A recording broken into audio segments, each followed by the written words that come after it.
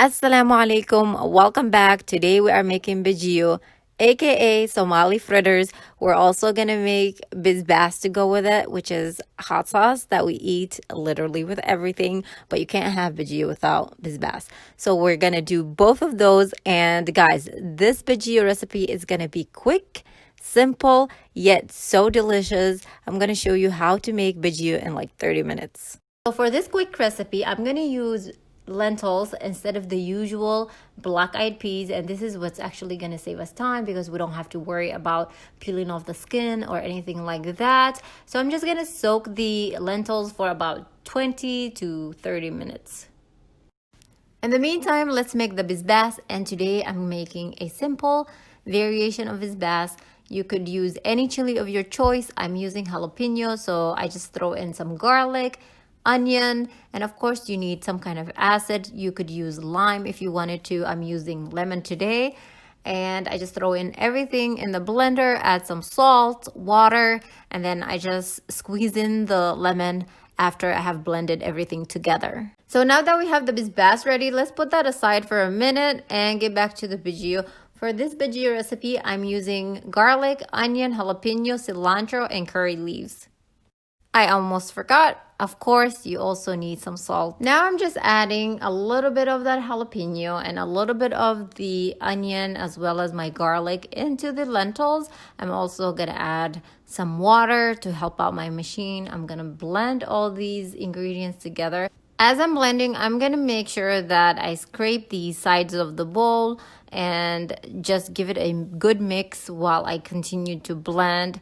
Add some water if I need to, but don't worry, I'll have all the ingredient amounts listed in the description box, so always make sure you check that out. So I like my bajiyo to be coarse. I don't like it to be super fine paste, and the reason I leave it coarse is because once you fry them, you end up with those crispy edges, which we all enjoy. So now I'm ready to add the rest of the ingredients. I have my salt, and I have chopped up my herbs. I have the cilantro, curry leaves, and I also chopped up some onion. I'm going to throw in everything in there and just make sure that I mix it well before I fry it. So when it comes to frying, it's super important that your oil is at the right temperature.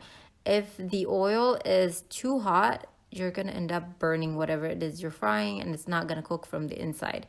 And if the oil is too cold, whatever you're frying is gonna be greasy and it's not gonna crisp up. So now I'm ready to finally fry the bajiyo, and I'm gonna keep my oil at around 350 degrees. I want them to be nice and crispy, so I'm also gonna make sure that I don't overcrowd the wok, because of course that also lowers the temperature when you fry if you overcrowd your pan. One thing I noticed from using lentils for bajiyo recipe is that it doesn't stay fresh as long as the bajiyo made from black-eyed peas. So if you do use the lentil, make sure that you eat it right after you fry it. Just enjoy it while it's hot. It just tastes way better that way. Now that they're beautiful golden brown and they're nice and crispy, I'm ready to pull them out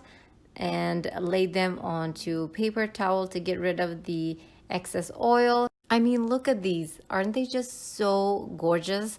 They're nice and soft on the inside, crispy on the outside, and I'm just ready to dig in. Honestly, this bajiyo tastes as good as it looks, and it took like 30 minutes to make it. It's quick, delicious recipe that you can whip up anytime you're feeling like street food snacks or anything like that. If you enjoyed this video, please don't forget to hit the like button, don't forget to subscribe, hit the bell notification button, and I will catch you in my next one. Take care. Assalamu alaikum.